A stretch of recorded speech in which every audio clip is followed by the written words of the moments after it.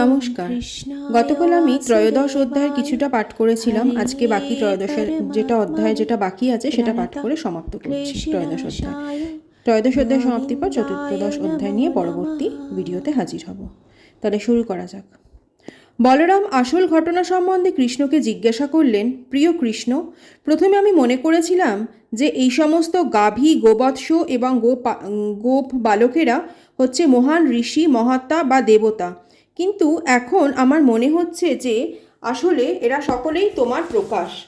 এরা সকলেই তুমি গোবৎস এবং গোপবালক রূপে তোমার লীলা আস্বাদন করছো। এর গোপন রহস্যটা কি? সেই গোবৎস এবং গোপবালকেরা কোথায় গেছে? আর তুমি বা কেন নিজেকে গোবৎস রূপে প্রকাশিত করছো? তুমি কি দয়া করে আমাকে এর কারণটা বলবে? বলরামের অনুরোধে কৃষ্ণ সংক্ষেপে সমস্ত ঘটনাটা বললেন। কিভাবে ব্রহ্মা গোবৎস ও গোপবালকদের চুরি করে নিয়ে গেছে এবং লোকেরা যাতে তা জানতে না পারে সেই জন্য কিভাবে তিনি নিজেকে সেই সমস্ত গোবৎস এবং গোপবালক রূপে প্রকাশিত করেছেন। কৃষ্ণ এবং বলরাম যখন এইভাবে কথা বলছিলেন, ব্রহ্মা তখন তাঁর সময়ের পরিমাণে এক নিমেষের মধ্যে সমস্ত গোপশিশু এবং গোবৎসদের একটা পাহাড়ের গুহার মধ্যে রেখে ফিরে এলেন। ভগবদ গীতা থেকে আমরা জানতে পারি যে 1000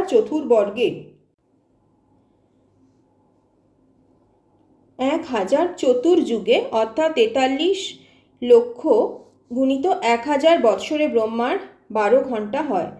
এখানে 43-এর পর 6টা শূন্য আছে, গুণিত 1000 বৎসরে ব্রহ্মার 12 ঘন্টা হয়। সেই হিসেবে ব্রহ্মার এক নিমেষে আমাদের সময়ের পরিমাণ 1 সৌর বৎসর। তার সময়ের পরিমাণে এক নিমেষের মধ্যে সেই শিশুদের এবং গোবৎসদের চুরি করার ফলে কি হয়েছে তা দেখবার জন্য ব্রহ্মা ফিরে এলেন। তিনি অত্যন্ত ভীত হয়েছিলেন, কেননা তিনি জানতেন যে তিনি আগুন নিয়ে খেলা করছেন। শ্রীকৃষ্ণ ছিলেন তাঁর প্রভু এবং দুর্বিনীতভাবে মজা দেখার জন্য তিনি তার গোবৎস এবং সখাদের চুরি করে নিয়ে গিয়েছিলেন। তিনি অত্যন্ত উদ্বিগ্ন ছিলেন, তাই তিনি সময় নষ্ট না করে তৎক্ষণাৎ ফিরে এলেন। ফিরে এসে তিনি দেখলেন যে সেই সমস্ত গোপবালকেরা এবং গোবৎসরা আগের মতোই খেলা করছে। তার মনে কোনো সংশয় ছিল না যে তিনি তাদের মায়া সজ্জায় ঘুম পাড়িয়ে রেখে কিন্তু তা সত্ত্বেও তাদের ঠিক আগের মতো খেলা করতে দেখে তিনি অত্যন্ত বিস্মিত হলেন। ব্রহ্মা ভাবতে লাগলেন, আমি এই সমস্ত গোপবালক এবং গোবৎসদের মায়াসজ্জায় ঘুম পাড়িয়ে রেখে এসেছি, তাহলে কি করে সেই বালকেরাই এবং বৎসরাই এখানে কৃষ্ণের সঙ্গে খেলা করছে? তার মানে কি তারা আমার মায়ার দ্বারা প্রভাবিত হয়নি? এরা কি গত 1 বৎসর ধরে এইভাবে কৃষ্ণের সঙ্গে খেলা করছে? ব্রহ্মা বুঝতে চেষ্টা করলেন যে এরা কে এবং কিভাবেই বা তারা তার মায়ার দ্বারা প্রভাবিত না হয়ে এখানে এইভাবে খেলা করছে, কিন্তু তিনি কিছুই বুঝতে পারলেন না। পক্ষান্তরে বলা যায় যে তিনি নিজেই তার মায়ার দ্বারা মোহিত হয়ে পড়েছিলেন। তার মায়াশক্তিকে তখন অন্ধকার রাত্রে তুষারের মতো বা দিনের আলোয় জোনাকি পোকার মতো মনে হলো। পাহাড়ের উপর সজ্জিত অন্ধকার রাত্রে তুষারের মতো বা দিনের আলোয় জোনাকি পোকার মতো মনে হলো। পাহাড়ের উপর সজ্জিত তুষার দিনের আলোয় ঝলমল করে, কিন্তু রাত্রিবেলা তাদের কোনো উজ্জ্বলতা থাকে না। আবার রাত্রের অন্ধকারে জোনাকি পোকাকে জ্বলতে দেখা যায়, কিন্তু দিনের বেলায় তাদের কোনো আলোই দেখা যায় না। তেমনি শ্রীকৃষ্ণের মায়াশক্তির কাছে ব্রহ্মার মায়াশক্তিকে রাতের অন্ধকারে তুষারের মতো বা দিনের আলোয় জোনাকির মতো মনে হলো। অল্প শক্তি সম্পন্ন কোনো মানুষ যখন প্রচণ্ড শক্তিশালী কোনো মানুষের কাছে তার শক্তি প্রকাশ করতে যায় তখন অনর্থক তার শক্তিরই ক্ষয় হয়, তাতে কখনোই তার শক্তি বৃদ্ধি পায় না। ব্রহ্মার মতো মহান পুরুষও কৃষ্ণের কাছে তার শক্তি প্রকাশ করতে গিয়ে হাস্যাস্পদ হয়ে উঠলেন। এইভাবে ব্রহ্মা তার নিজের মায়াশক্তির প্রভাবে নিজেই বিভ্রান্ত হয়ে পড়লেন। সেই সমস্ত গোবৎস এবং গোপবালকেরা যে আসল গোবৎস ও গোপবালক নয় তা ব্রহ্মাকে বোঝাবার জন্য শ্রীকৃষ্ণ তাদের বিষ্ণু মূর্তিতে রূপান্তরিত করলেন। প্রকৃতপক্ষে প্রকৃত গোবৎস এবং গোপবালকেরা ব্রহ্মার মায়ার প্রভাবে নিদ্রামগ্ন ছিল, কিন্তু ব্রহ্মা যাদের দেখছিলেন তারা সকলেই ছিলেন শ্রীকৃষ্ণ বা বিষ্ণুর প্রকাশ। বিষ্ণু হচ্ছেন শ্রীকৃষ্ণের প্রকাশ। তাই ব্রহ্মার সামনে সেই সমস্ত গোপবালকেরা চতুর্ভুজ বিষ্ণু মূর্তিতে প্রকাশিত হলো। কিন্তু বিষ্ণু মূর্তির অঙ্গকান্তি ছিল বর্ষার জলভরা মেঘের মতো নীল এবং তাদের পরনে ছিল পীত বসন। তারা সকলেই ছিলেন চতুর্ভুজ এবং তাদের শঙ্খ, চক্র, গদা এবং পদ্ম শোভা পাচ্ছিল। তাদের মাথায় ছিল অদ্ভুত দ্যুতিসম্পন্ন মণিমাণিক্য খচিত সোনার মুকুট, কানে ছিল কুণ্ডল, তাদের গলায় ছিল অপূর্ব সুন্দর ফুলের মালা, তাদের বক্ষে শ্রীবৎস চিহ্ন ছিল এবং তাদের হাতে রজুবন্ধ এবং অন্যান্য সমস্ত রত্নালঙ্কার। তাদের কণ্ঠ ছিল শঙ্খের মতো মসৃণ, তাদের পদযুগলে নূপুর শোভা পাচ্ছিল, তাদের কোমরে ছোট ছোট ঘণ্টাযুক্ত সোনার কোমরবন্ধ, তাদের আঙুলে অঙ্গুরীয় শোভা পাচ্ছিল।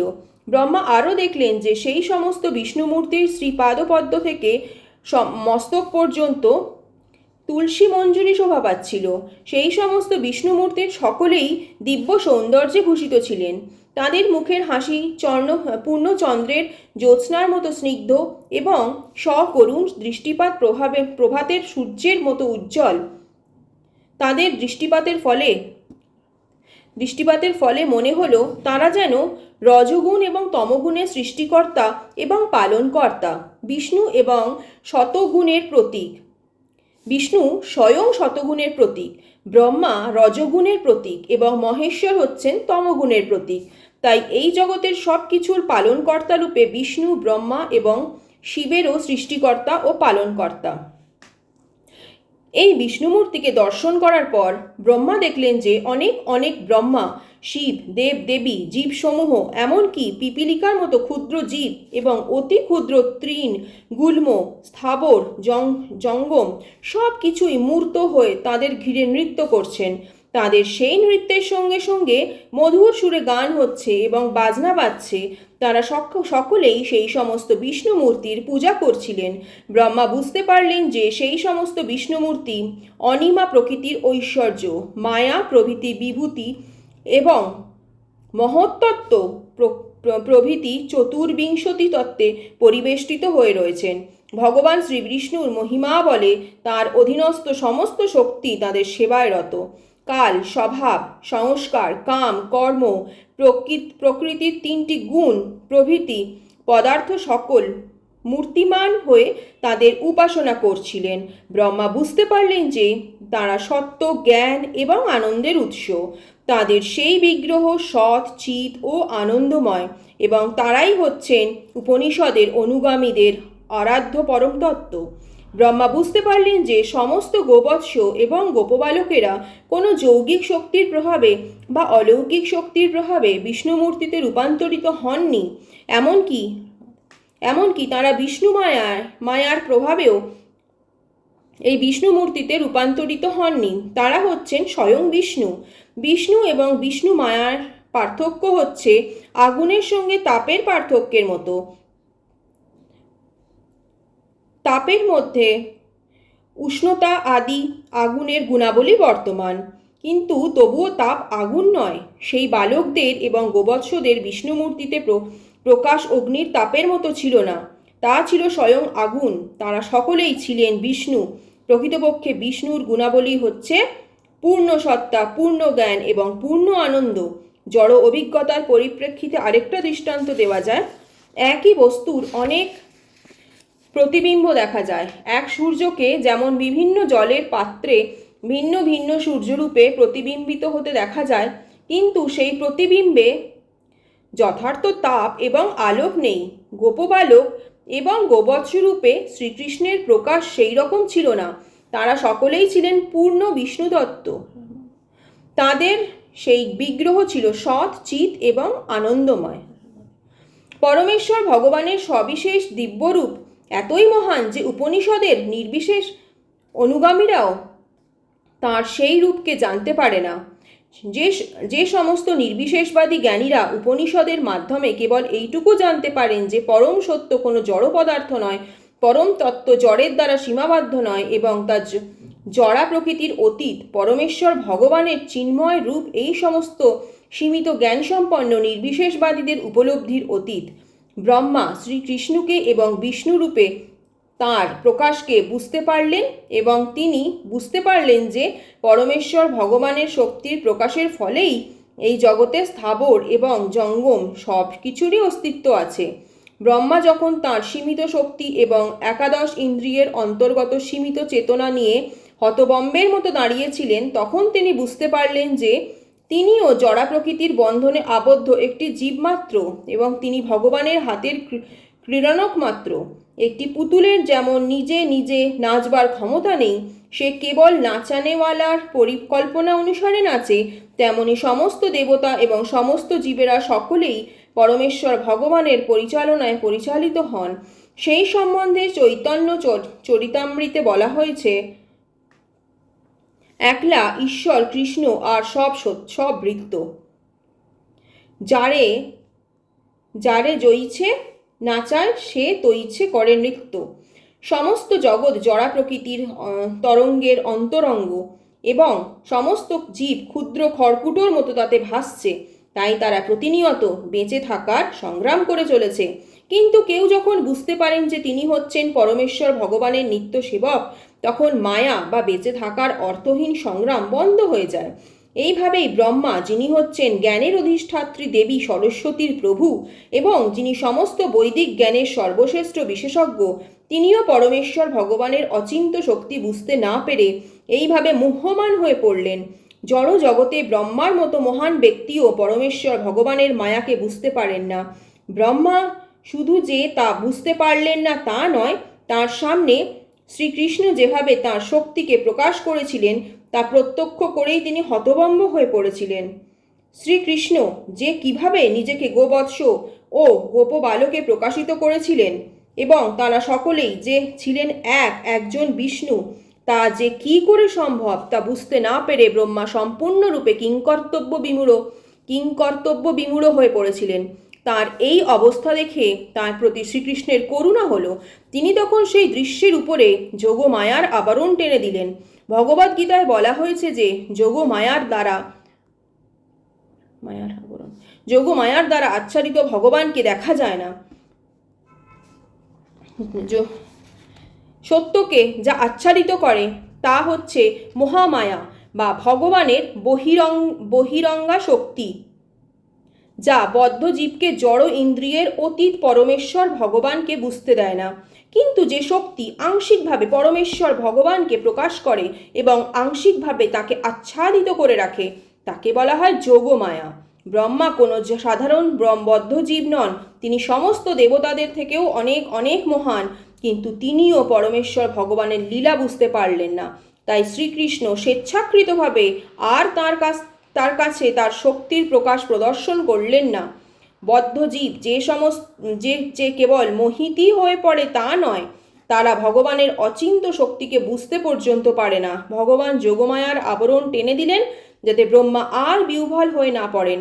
ব্রহ্মা যখন একটু প্রকৃতিস্থ হলেন, তখন তার মনে হলো যেন তিনি মৃতপ্রায় অবস্থা থেকে পুনরুজ্জীবিত হলেন এবং অনেক কষ্টে তিনি তার চোখ খুললেন। তিনি তার সাধারণ দৃষ্টি দিয়ে ভগবানের নিত্য ধাম দর্শন করতে সক্ষম হলেন। চারিদিকে তাকিয়ে তিনি দেখলেন মানুষের জীবন ধারণের উপায়স্বরূপ বৃক্ষে পরিপূর্ণ, সর্ব ঋতুতে সুখদায়ক অপূর্ব মাধুর্যমণ্ডিত বৃন্দাবন ধাম। তিনি দেখলেন যে সেখানে সমস্ত জীবই জড়া প্রকৃতির অতীত। বৃন্দাবনের বনে বাঘ, সিংহ প্রভৃতি হিংস্র জন্তুরাও হরিণ, মানুষ প্রভৃতি নিরীহ জীবের প্রতি বন্ধুভাবাপন্ন হয়ে শান্তিতে বসবাস করছে। তিনি বুঝতে পারলেন যে যেহেতু সেই বৃন্দাবন ভগবানের নিত্যধাম, তাই কাম, ক্রোধ, লোভ আদি ভাবের সেখানে কোনো স্থান নেই। ব্রহ্মা দেখলেন যে সেখানে পরমেশ্বর ভগবান শ্রীকৃষ্ণ একটি ছোট গোপ শিশুরূপে তার লীলা বিলাস করছেন। তিনি দেখলেন যে দই মাখা ভাতের দলা হাতে তিনি তার বন্ধুদের এবং বৎসদের খুঁজে বেড়াচ্ছেন। 1 বছর আগে তারা হারিয়ে যাওয়ার পর ঠিক যেভাবে তিনি তাদের খুঁজে বেড়াচ্ছিলেন। ব্রহ্মা তখন তার হংস বাহন থেকে নেমে এসে ভগবানের সামনে একটি স্বর্ণদণ্ডের মতো ভূমিতে নিপতিত হলেন। এইভাবে প্রণাম করাকে বলা হয় দণ্ডবৎ, অর্থাৎ একটি দণ্ডের মতো পতিত হয়ে মাননীয় বৈষ্ণব বা ভগবানকে প্রণাম করা। ব্রহ্মা ভগবানের সামনে দণ্ডবত প্রণতি জানালেন এবং যেহেতু ব্রহ্মার গায়ের রং সোনার মতো, তাই তাকে দেখে মনে হলো যেন একটি স্বর্ণদণ্ড শ্রীকৃষ্ণের পায়ের কাছে পড়ে আছে। ব্রহ্মার মাথার 4টি মুকুট ভগবানের শ্রী পাদপদ্মকে স্পর্শ করল। আনন্দের অতিসাহ্যে ব্রহ্মার চোখ দিয়ে অশ্রু ঝরে পড়তে লাগলো এবং সেই অশ্রুধারায় তিনি শ্রীকৃষ্ণের পদযুগল ধৌত করলেন। তিনি বারবার ভগবানকে প্রণতি জানিয়ে তার অপূর্ব লীলাসমূহ স্মরণ করতে লাগলেন। বহুবার দণ্ডবত প্রণতি করবার পর ব্রহ্মা উঠে দাঁড়ালেন, হাত দিয়ে তার চোখের জল মুছলেন এবং অনবত মস্তকে শ্রীকৃষ্ণকে অবলোকন করে সবিনয় ও সাবধানে কৃতাঞ্জলি সহকারে কম্পিত কলেবরে গদগদ বাক্যে তাঁর স্তুতি করতে লাগলেন। ইতি শ্রী লীলা পুরুষোত্তম শ্রীকৃষ্ণ গ্রন্থের ব্রহ্মার গোপশিশু এবং গোবৎস হরণ নামক 13 অধ্যায়ের ভক্তি বেদান্ত তাৎপর্য সমাপ্ত হল। ধন্যবাদ বন্ধুগণ। 13 অধ্যায় সমাপ্ত করলাম। 14 অধ্যায় নিয়ে খুব শীঘ্রই হাজির হচ্ছি। সাথে থাকো, শুনতে থাকো।